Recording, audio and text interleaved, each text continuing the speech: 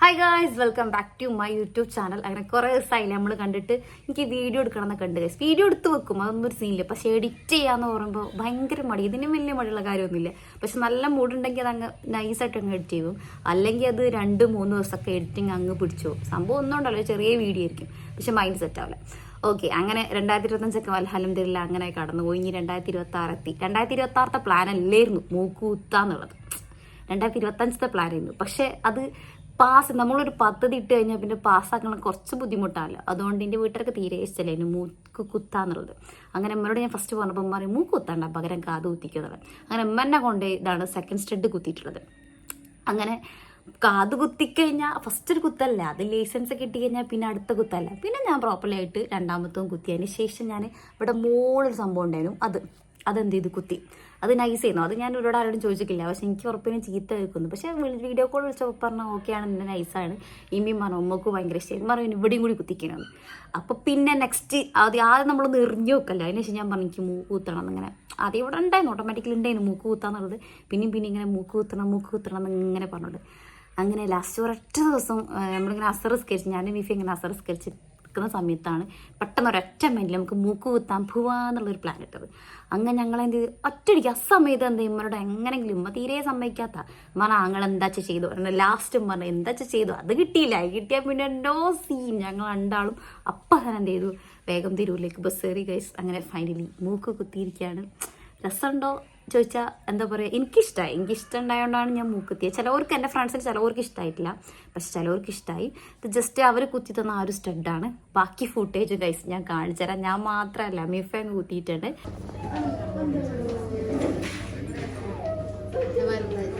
Okay, next നോക്കട്ടെ, left നോക്കട്ടെ.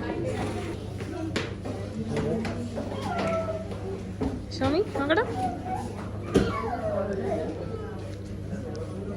Right അല്ലേ കുത്തല്? എടുത്താണോ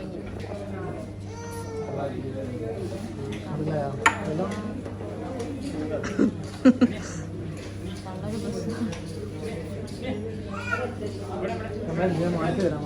അടുത്ത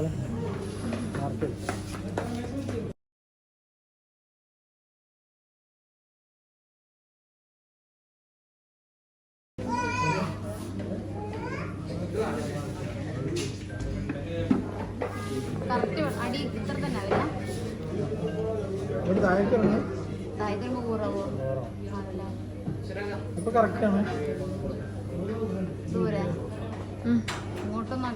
കാണില്ലല്ലോ, കുത്തിയില്ലല്ലോ.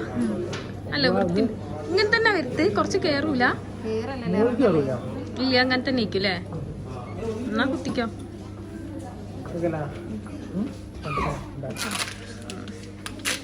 കുത്തി കഴിഞ്ഞാൽ ഉഷാറ് കണ്ടാ മതി.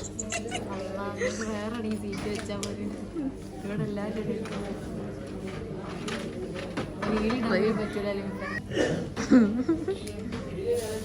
ഞാൻ പറഞ്ഞിട്ട് അടിക്കുള്ളൂ കേട്ടോ. അളകാണെന്നാണത്.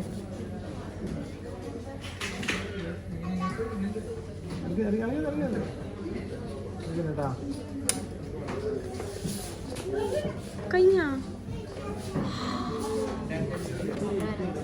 വേനുണ്ട്, ചെറുതായിട്ട് വേനുണ്ട്. ഇത് കണ്ടിട്ട് ടെൻഷൻ.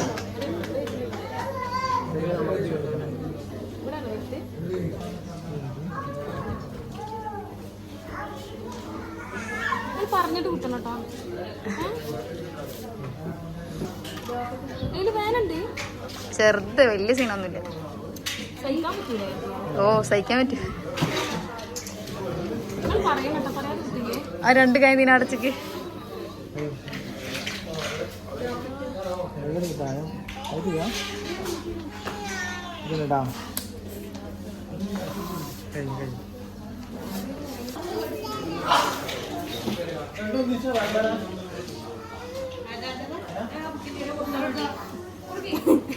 ഇഷ്ടയോ? അങ്ങനെ ഉണ്ടായിരുന്നു ഗൈസ് എൻ്റെ മൂക്കുത്തൽ ഫുട്ടേജ്. അത്രയും കോമഡി ആയിരുന്നു. കാരണം ആ സീറ്റിനെ ഇട്ടൊക്കെയുള്ള എല്ലാവരും നടുവില്ല. അപ്പോൾ എന്തെങ്കിലും ഒരു ശബ്ദം ഉണ്ടാക്കാൻ പോലും പറ്റൂല, ഒരു വേദന ഉണ്ടായാൽ പോലും ഒന്നും മിണ്ടാൻ പോലും പറ്റൂല. ഇപ്പം അങ്ങനെ ചോദിക്കുന്നുണ്ട് എന്താണ്ടാന്ന്. ഫസ്റ്റ് തന്നെ അവർ മൂക്കിൻ്റെ അടിക്കുന്നതിൻ്റെ മുന്നേ ഒരു സ്പ്രേ അടിച്ചിട്ടുണ്ടായിരുന്നു. ആ സ്പ്രേ ഒന്നാമത്തെ കണ്ണിലേക്ക് സ്പ്രെഡ് ആയതുകൊണ്ട് എനിക്ക് കണ്ണ് ഭയങ്കര വേദനയായിരുന്നു.